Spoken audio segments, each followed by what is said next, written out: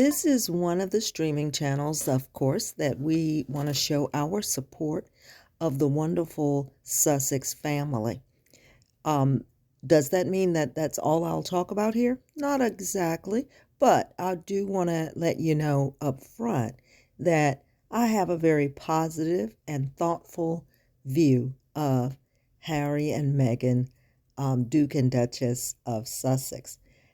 So today, I just wanted to shout out a few things again to show my support very much for Meghan's mother because she has been extremely pivotal in how they have been able to navigate some of the challenges that they have been confronted with.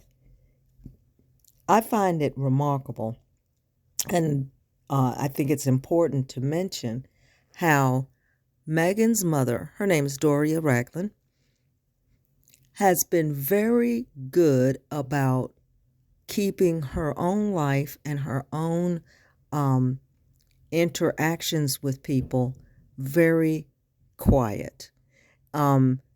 It would seem, as we've all been watching, especially if you notice some of the other Sussex channels that I really enjoy, Duchess of Success, and I enjoy Royal Sussex, and there are several others that I'm learning about.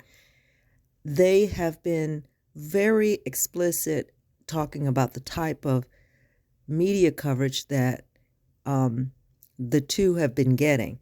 And I must say, if you pay attention, you can see that the media, professional media of the UK has extended its hands and fingers into the media machine of also Australia and who knows how many other Commonwealth nations, Canada, and even here in the United States, to continuously beat the drum about how we are all supposed to feel about Harry and Meghan, specifically how much we are supposed to hate Meghan.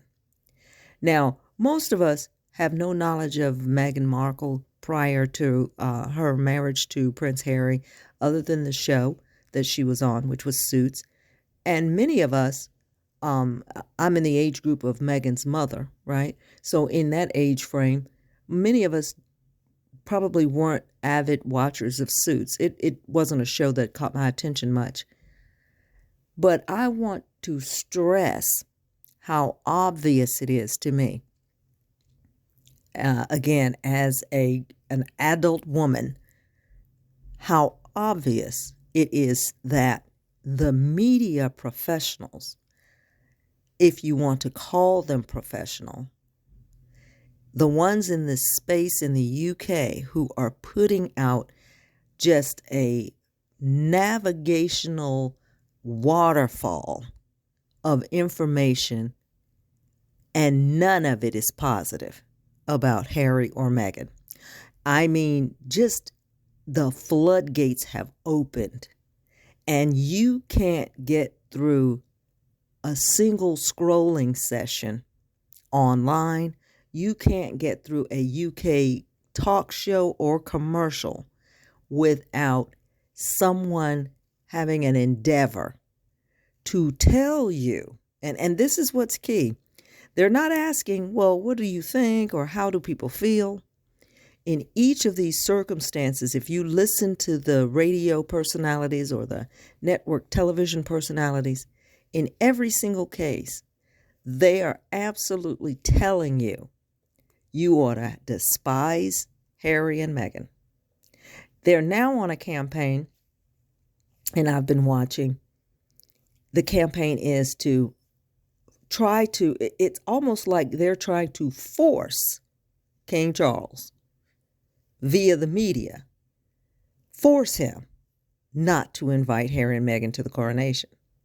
They want to keep up this dialogue or this pretend conversation that they want to pretend was happening about King Charles trying to decide if he wants to invite Harry and Meghan.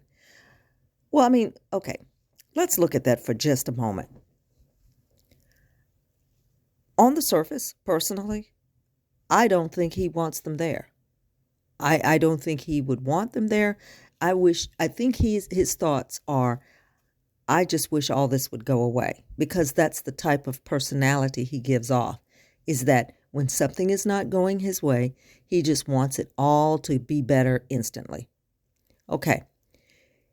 I think his team members and the people in his circle, they're trying to figure out how dangerous it would be to them. Now, how it would look to them, how it would affect the monarchy.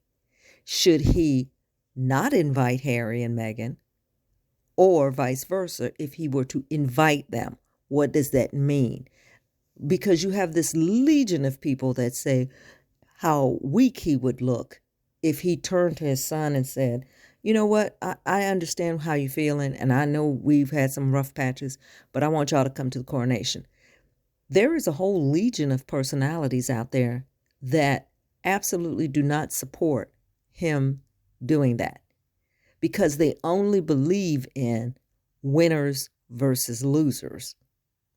They do not see the royal family as a family. They're only looking at these people as individual little pawns that they use to either prop up their business, or, for example, the media, how they prop up the media spin, or how they prop up their own industries. That is how they use these poor royal personalities. And then on the other hand, you have those who are probably standing by, believing that Harry and Meghan want to be there. And if they feel that they want to be there, then their ultimate goal is to convince King Charles not to have them there. So as you watch this, you're looking at how this mess is unfolding, and you can see that there are people who absolutely have a stake in whether or not this family continues to stay together, or if they can be continuously driven apart with all of these made-up competitions. So the beauty of all of this for me is noticing how Meghan's mom, even though they, every now and then you'll notice that they'll dip in a statement here or there, or try to throw out some last-minute article about who she might be associated with, or what her family past may be like.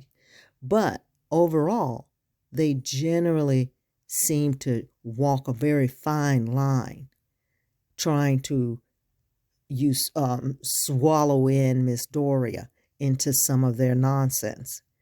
But what I'm going to do is I'm going to continue to look at some of the other thoughts and processes that are going on in some of the other articles that I see. And I think eventually I'll talk a little bit more about what type of effects these things could have even to the next generation, and how they may find themselves having to navigate this. I am hoping that each of you will continue to listen and spend some time on my All4Success, because we really want to keep it all positive, even though we're talking about some aspects of this that are not positive. So stay tuned. Also, like and subscribe some of my audio, and please feel free to leave a comment and let me know if there's anything you'd like me to discuss in the next one. So with that, we're going to step out and hopefully talk to you again soon.